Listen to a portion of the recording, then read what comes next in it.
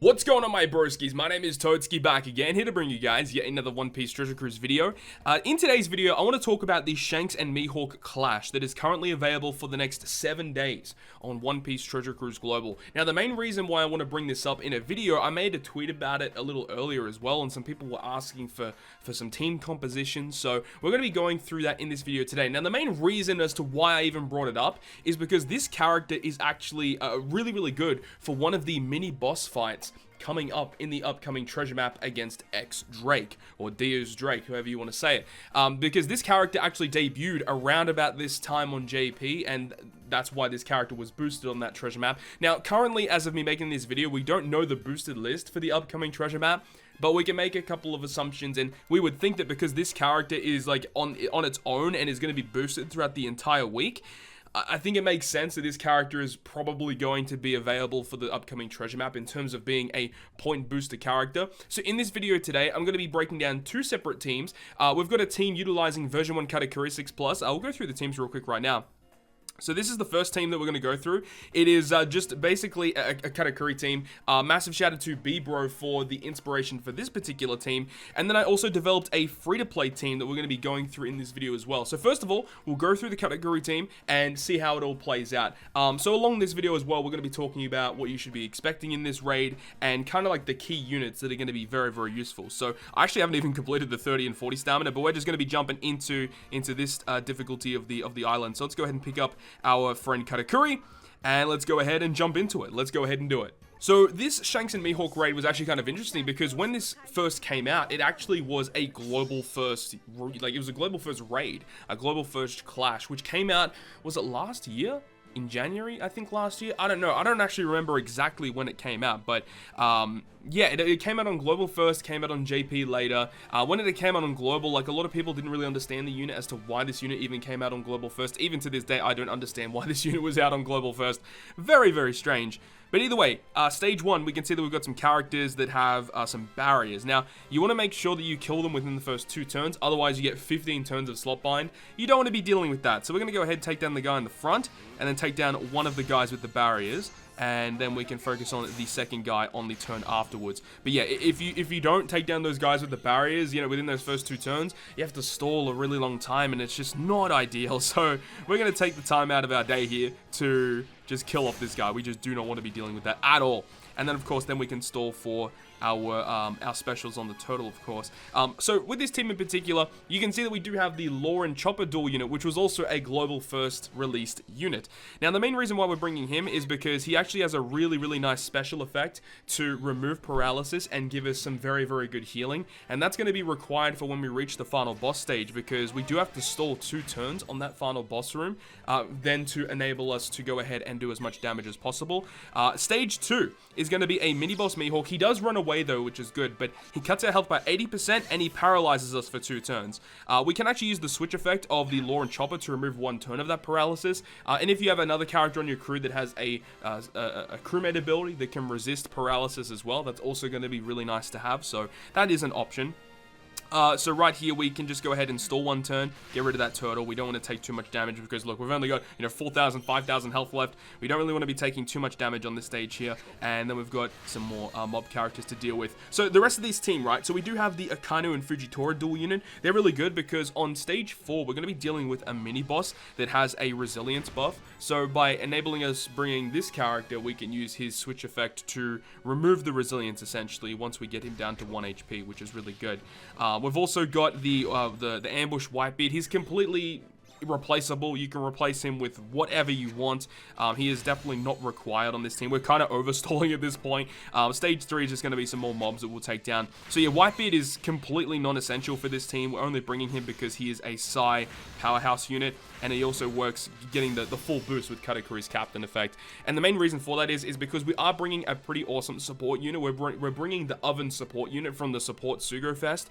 He's actually really cool because he's got a really cool effect that when you attach him to, I think it's like Big Mom, Katakuri, and maybe some of the other Big Mom pirates, he states that he changes powerhouse characters slots to strength, and I think he makes them beneficial as well. One of the two, I can't remember. But he makes them into strength, and then he also gives powerhouse characters a 1.3 color affinity. So that's really good because we can enable our Whitebeard to get color affinity, and he's powerhouse, so he gets that, and he has type advantage against the final boss stage. So that's the main reason why we're bringing the Whitebeard, but as I said, completely replaceable with whatever you want. And of course, we're going to go through a full free-to-play team after this as well. So we've got the mini-boss Shanks here. Shanks will go ahead and apply a resilience buff, which is why we have the Akainu and Fuji Torres, so we can switch, which is cool. It applies the end-of-turn buff. It also gives our strength, dex, and int characters an orb boost, which is pretty cool. And then we're going to go ahead and use one of the Katakuri specials to give us that tap timing bonus damage, dude. I love what they've done with this guy's Super Evolution. Like, this Katakuri Super Evolution is just so godly. Unfortunately, for more of the recently released content, he's not going to be like super duper useful to have. But you know, against some of the older raids and you know the early to mid game stuff, this Katakuri just dominates. He can definitely clear some of the more difficult stuff, but it's just easier to use other characters. You know what I mean? So you can see he does revive, which is pretty annoying, but we do get paralyzed, and that is also really annoying to deal with. But we can go ahead and switch back into the lore. We can use his special effect to remove the paralysis, as well as give us that really nice heal. So it means that when we move into the final boss stage, we're going to be able to like tank a few hits from the enemy, which is good. And because he has such low health, he only has like a 1.6 million HP or something. Like, he's really, really easy to take down. So now moving on to the final boss fight now, this is where things get a little dicey because we do have to tank some damage. And the main reason is because we can see we get Despair and Special Bind inflicted to all of our characters here, which, you can just definitely bring characters to remove it. We also get a Chain Lock given to us. I think it's a 1.2 times Chain Lock as well. It's just annoying to deal with, but, it's actually easier just to stall 2 turns, wait for it to expire. After you do that, he gives you a full board of block orbs, which is actually really good because you can just bring a character to change block orbs into matching. He doesn't interrupt anything. Like, it's actually pretty easy. Honestly, if we stalled one more turn, we could have got the massive health cut from this Whitebeard. But either way, we are going to go ahead and use the Whitebeard special. I do have the Jinbei attached for a chain boost as well. We can go ahead and use Big Mom. So Big Mom will change all of our orbs into G, give us the 3 times orb boost. And we probably should have used her first because now our chain boost is gone, but it doesn't even matter anyway. We can go ahead and use the Akainu Fujitora for the health cut. We can go ahead and use the Katakuri. And this is going to be probably more than enough damage to take down this boss right here. And there's the color affinity applied from the oven. So here we go. Let's go ahead and do it. And hit our 6 perfects. Well, we hit it great.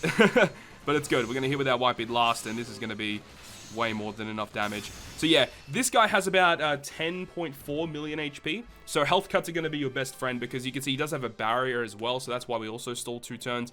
Just for the first 2 turns, it's just really annoying. If you can just get past those 2 turns, the fight is just super duper easy. But let's go ahead and switch it up to our free-to-play team now that we're going to be building against the Shanks and Mihawk boss fight. So this is the free-to-play team that we have against the Shanks and Mihawk raid. So it utilizes Ambush Linlin as the captain, and we've got just a bunch of powerhouse subs. All of our support characters are all free-to-play as well, so there's nothing sketchy going on here. Let's jump into it. We are running the Germa 66 ship. I don't think it's needed at all, but it definitely helps out because it means that we get less cooldown, so we don't really have to stall, really. But I'm going to be taking time on stage 1 just to make our way through, just to ensure that our specials are ready when we need them. And when we eventually reach the final boss room, we will need to stall just 1 turn, and then we should be able to get through the boss fight. So we're just going to be taking it quite easy. And honestly, the way that I think, this team actually should be a lot easier than the Katakuri team that you guys just saw. So let's go ahead and break these barriers to ensure that our Kaido damage actually goes through. Oh, it would be good if we could actually target the right enemy. Okay, well, we got Barrier Penetration. It's fine. We got Barrier Penetration with Blackbeard. It's fine. The Blackbeard is actually pretty replaceable. You just need Blackbeard to be replaced by any unit that removes barriers. If you actually have a character that can remove barriers by 2 turns, it's actually going to be even better. So someone like Amand or the Treasure Map Shop Garp, that character is actually pretty good as well. So we get paralyzed here, but again, not a big deal because Kaido's just going to carry us through. So that's going to be just the easy way to get through this one. Stage 3, once again, more mobs. Kaido's damage is just going to carry us through. We just want to make sure that we have all of our specials ready when we need them. Now, after this stage is stage 4 against that mini-boss Shanks. The really cool thing here is that Shanks is a quick character, and obviously Kaido is Dex, and his end-of-turn damage is Dex, which means we get double damage. So, yeah, this is not going to be an issue for Kaido or whatsoever. I do think that Kaido honestly might be the way for getting through this boss fight if you do need to farm copies of this unit. So we are paralyzed again, but of course we can just stall, let Kaido kill, and by the time we move into the next room with preemptives, the paralysis will be completely removed, so it's fine. So final boss room, once again, you can see that unfortunately he does have the barrier, so our health count doesn't go through that. So we want to go ahead and stall to ensure that we can get past this first turn, and then we can use Blackbeard on the second turn to remove the barrier and basically go about our day. So let's go ahead and just stall one turn. We are going to take a little bit of damage here, but we will be able to win and just tank that hit. Now let's go ahead and see how we go. Now, unfortunately, we do have to use the Hody special, which would have been nice to get the additional health cut on the enemy, but we need to use it to unspecial bind our characters.